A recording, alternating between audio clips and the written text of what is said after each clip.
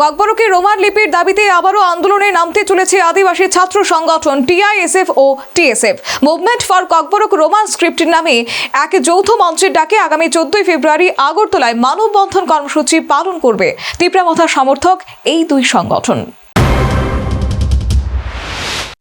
আবার তেজি হতে চলেছে ককবরকে রোমান লিপির দাবিতে আন্দোলন। ককবরকে রোমান লিপির দাবিতে আগামী 14 ফেব্রুয়ারি মানববন্ধন কর্মসূচির ডাক দিয়েছে আদিবাসী ছাত্র সংগঠন টিআইএসএফ ও টিএসএফ। বৃহস্পতিবার এক সাংবাদিক সম্মেলনে এই আন্দোলন কর্মসূচির ঘোষণা দেন টিআইএসএফ এর সভাপতি সুরজ দেববর্মা। তিনি জানান, এই দিন বেলা 11টা থেকে বেলা 3টা পর্যন্ত আগরতলা সার্কিট হাউস এলাকা থেকে আস্তাবল ময়দান পর্যন্ত মানববন্ধন কর্মসূচি পালন করবে এই দুই সংগঠন। United movement for Roman script মঞ্চের অধীনে এদিন এই আন্দোলন কর্মসূচিতে অংশ নেবে বিভিন্ন নাগরিক সংগঠনগুলি। আমরা united movement for Roman script TSF আর টিআইএসএফ জয়েন্ট ইনিশিয়েটিভ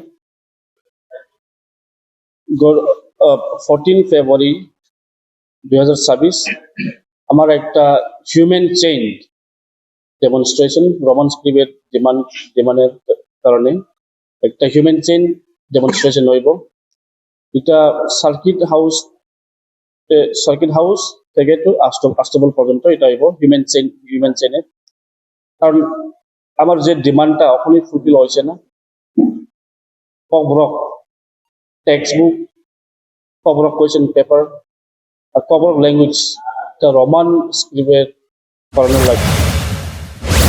এই আন্দোলন কর্মসূচিতে রাজ্যের সমস্ত অংশের মানুষকে অংশগ্রহণ করার আহ্বান জানিয়েছে সুরজ দেববর্মা। পাশাপাশি ককবরক ভাষায় রোমান স্ক্রিপ্টের দাবি প্রসঙ্গে রাজ্য বিধানসভার অন্যান্য দলের বিধায়কদের ভূমিকা নিয়েও সমালোচনা করেন সুরজ দেববর্মা। তিনি বলেন, রাজ্যের বিভিন্ন আদিবাসী সম্প্রদায়ের বিধায়করা এই বিষয়ে সরকারের উপর চাপ দিলে এই লিপি বিতর্কের সমস্যার সমাধান আরো সহজ হতো।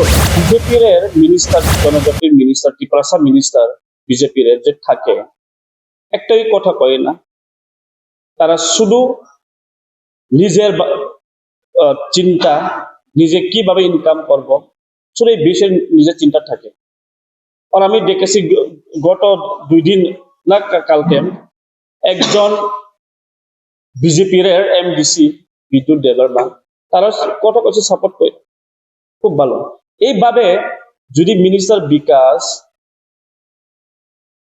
Jitendra Chaudhury leader of opposition, Shuklacharan Noatia এইভাবে মিনিস্টার প্রেসার দিলে এটা আমি মনে করি সলিউশন কারণে একটু। এদিকে ত্রিপুরা উপজাতি জেলা পরিষদ রাজ্য সরকারের বরাদ্দ নিয়ে মুখ্যমন্ত্রীর দাবিও খণ্ডন করলেন সুরজ দেববর্মা।